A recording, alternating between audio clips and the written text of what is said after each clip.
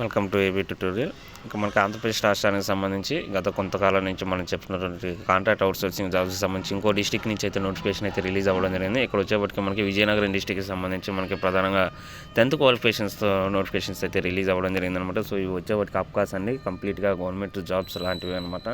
So ప్రతి ఒక్కరు కూడా ప్రజెంట్ ఉన్నటువంటి ఈ యొక్క మనకి నోటిఫికేషన్ లేనటువంటి పరిస్థితుల్లో ముందు ఏదో ఒక విధంగా ఏదో ఒక జాబ్లో సెట్ అవ్వాలనుకునే వారికి ఇది చాలా ఈజీఫుల్ జాబ్స్ అండి.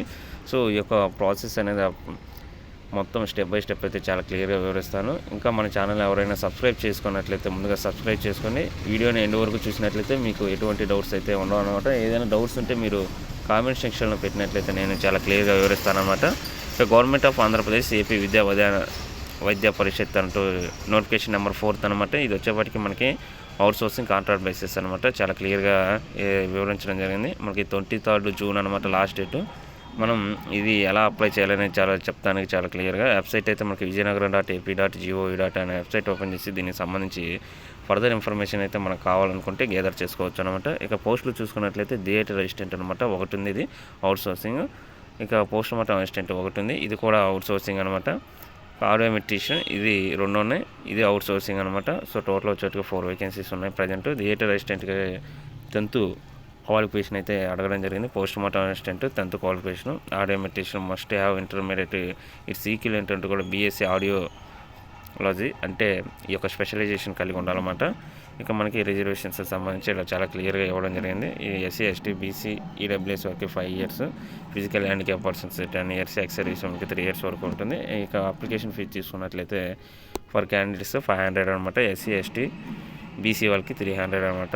ఇక ఫిజికల్ హ్యాండిక్యాప్ పర్సన్స్కి యాక్సెప్టెడ్ అంటే ఎటువంటిది లేదనమాట. ఈ యొక్క సెలక్షన్ ప్రాసెస్ వచ్చేటప్పటికి మనకి చాలా క్లియర్గా ప్రీవియస్ వీడియోస్లో కూడా చెప్పడం జరిగింది. మొత్తం 100 వెయిటేజ్గా తీసుకోవడం జరుగుతుంది. మనకి ఉన్నటువంటి ఈ యొక్క క్వాలిఫికేషన్ ఏదైతే మెన్షన్ చేస్తారో దాంట్లో మనకు వచ్చినటువంటి స్కోర్లు 75% అయితే తీసుకోవడం జరుగుతుంది. తర్వాత వచ్చేప్పటికి మనకి 10th అయిపోయిన ఎన్ని ఇయర్స్ అవుతుంది, ఇయర్కి 1 మార్క్ లెక్క మ్యాక్సిమం అయితే 10 మార్క్స్ అయితే యాడ్ చేయడం జరుగుతుంది. ఇక మనకి ఎవరైనా ఎక్స్పీరియన్స్ ఉంటే ప్రతి 6 monthsకి 5 మార్క్స్ లెక్క మ్యాక్సిమం 50 మార్క్స్ వరకే యాడ్ అవుతుంది అనమాట. ఇట్లా మెరిట్ ప్రాతిపదికన డిస్టిక్ డిఎస్సి ద్వారా ఈ యొక్క సెలక్షన్ ప్రాసెస్ ఉంటుందన్నమాట. చాలా పార్షియల్గా జరుగుతుంది. సో ప్రతి ఒక్కరు కూడా క్వాలిఫికేషన్ ఉన్న వాళ్ళు అప్లై చేసుకున్నారు అనమాట. మనం దీనికి సంబంధించి అప్లికేషన్ ఫామ్ చూసుకున్నట్లయితే ఇదిగోండి మన యొక్క రిజిస్ట్రేషన్ అప్లికేషన్ ఫామ్, మన బయోడేటా, పోస్ట్ ఏదైతే పెడుతున్నామో మన యొక్క బయోడేటా మొత్తం చాలా క్లియర్గా ఇవ్వాలన్నమాట. 1/1 అయితే క్యాస్ట్ కానివ్వండి.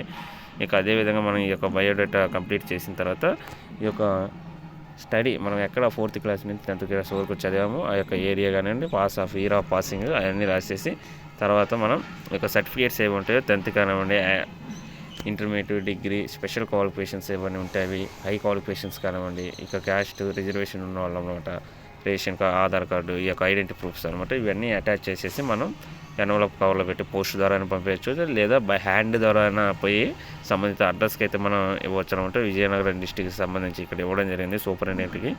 సో మనకి ఇలా చాలా క్లియర్గా మెన్షన్ చేయడం జరిగింది. కోవిడ్ టైంలో ఎవరైనా వర్క్ చేసిన ఎక్స్పీరియన్స్ సర్టిఫికేట్ ఉంటే అది కూడా అనమాట. పర్టికులర్స్ అంటూ కూడా మన ఈమెయిల్ ఐడి అని డిక్లరేషన్ ఫామ్ సంబంధించి చాలా క్లియర్గా అయితే ఇవ్వడం జరిగింది అక్నాలెడ్జ్మెంట్కి సంబంధించి. సో ఇది ప్రాసెస్ అండి. ఖచ్చితంగా ప్రతి ఒక్కరు ఎవరైతే ఈ యొక్క ఎలిజిబుల్ క్యాండిడేట్స్ ఉంటారో వాళ్ళు కన్ఫామ్గా అప్లై చేసుకోండి. ఎందుకంటే ఈ నోటిఫికేషన్ చాలా రేర్ అండి. ప్రజెంట్ ఉన్న పరిస్థితుల దిశ ఇది చాలా ఇంపార్టెంట్. ప్రతి ఒక్కరు కూడా ఎలిజిబుల్ క్యాండిడేట్స్ అప్లై చేసుకోండి. Thank you.